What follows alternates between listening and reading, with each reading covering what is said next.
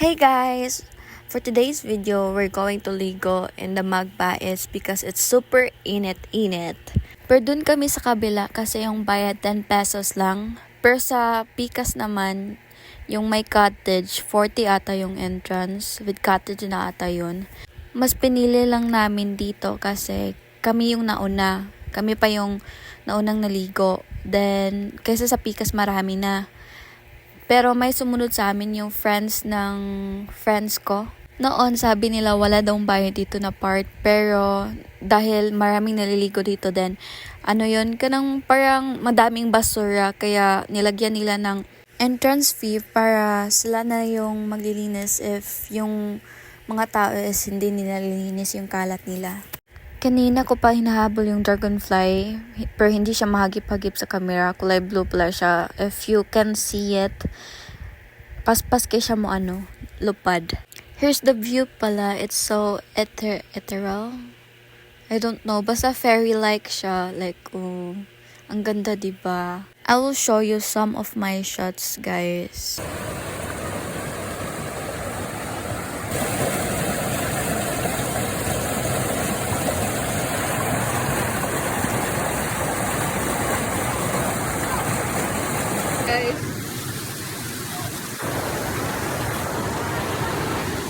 So, pangalawa ko pa lang na maligo sa may sapag, guys. The first one is katong sa lipuran, then second one is this. Then, hirap pa rin akong lumakad sa mga may bato-bato.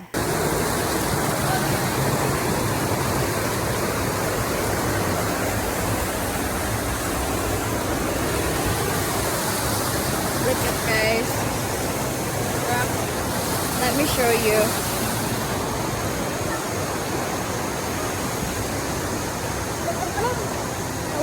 To be there.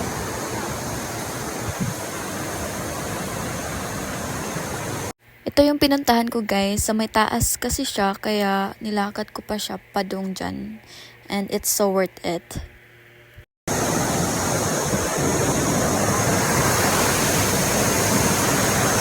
Ang ganda. Ouch.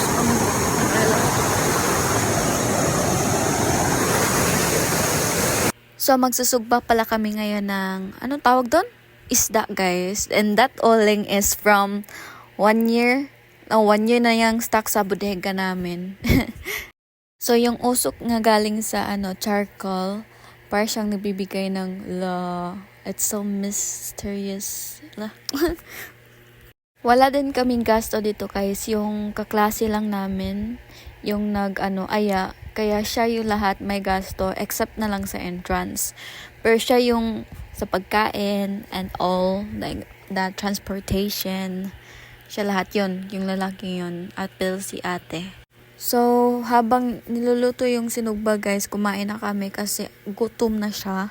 At gusto ko na din maligo. Pero ang tubig, guys, to be honest, napakaginaw talaga. Parang kang naliligo ng yellow. Kaya, hindi muna ako naligo.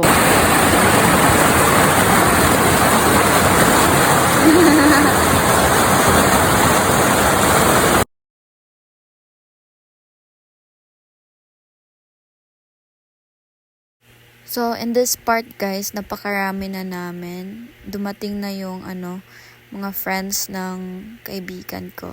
Habang sila kumakain, guys, ako naman napa-video para sa mga editing something ko. Para sa yung TikTok nga fairy, ganyan.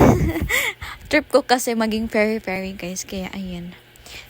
I will show you a short video about sa sinasabi kong fairy, guys. But I'm in the trees, I'm in the breeze, my footsteps on the ground.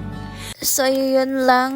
If gusto nyo makita yung with sounds jud, tanawa lang sa kong TikTok. So, thanks for watching. Bye-bye.